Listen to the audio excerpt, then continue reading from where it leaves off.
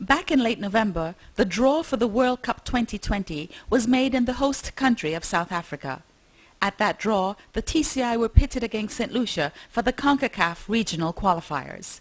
The TCI had previously taken part in 2 World Cup tournaments against St. Kitts in 2002 and Haiti in 2006.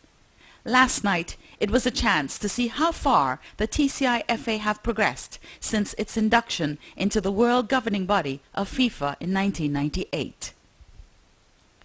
The Turks and Caicos Islands National Stadium was packed with a jubilant, expectant crowd of fans waiting on start of play of a historical game as Team TCI hosted St. Lucia in a World Cup qualifying match on the road to World Cup 2010 to be played in South Africa.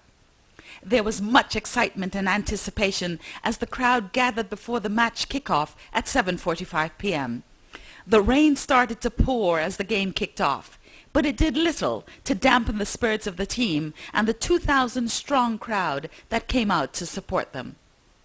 It didn't take long for Team TCI to demonstrate their skills and claim home field advantage when, after 33 minutes, TCI won a free kick on the left-hand side of the pitch, 30 yards from the goal. Chris Gannon sent in a perfect hurling cross, and David Lowery, wearing jersey number 10, glanced a header past the stationary St. Lucian goalkeeper.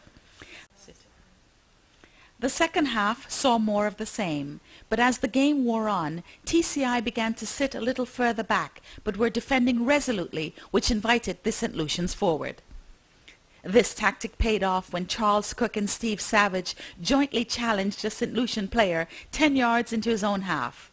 The ball broke to Cook, who launched it into the goal area, and with the St. Lucian goalkeeper and defenders hesitating, the TCI's very own son of the soil, G.Glinton, stabbed the ball past the stranded keeper. 2-0 TCI, and the crowd went wild with jubilation. Even though the evening was marred slightly with light showers, it didn't dampen crowd morale as they continued to chant their home team. St. Lucia was now throwing everything at TCI, but the defense stood resolute. In the second minute of added-on time, St. Lucia was awarded a dubious free kick, which they scored from to make the final result 2-1. Overjoyed, totally overjoyed, you know. Could have wished for more. Not only was it a good result, it was an excellent performance by the team. You know, they played their hearts out, especially the second half. They're under a bit of pressure, but they just shut them down, did a lot of hard work. Words can't describe it, you know.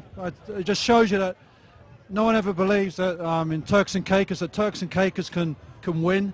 Hopefully now everybody understands that, you know, with good preparation, we've got the talent here. We can compete with anybody in the Caribbean. It was a fantastic, fantastic night.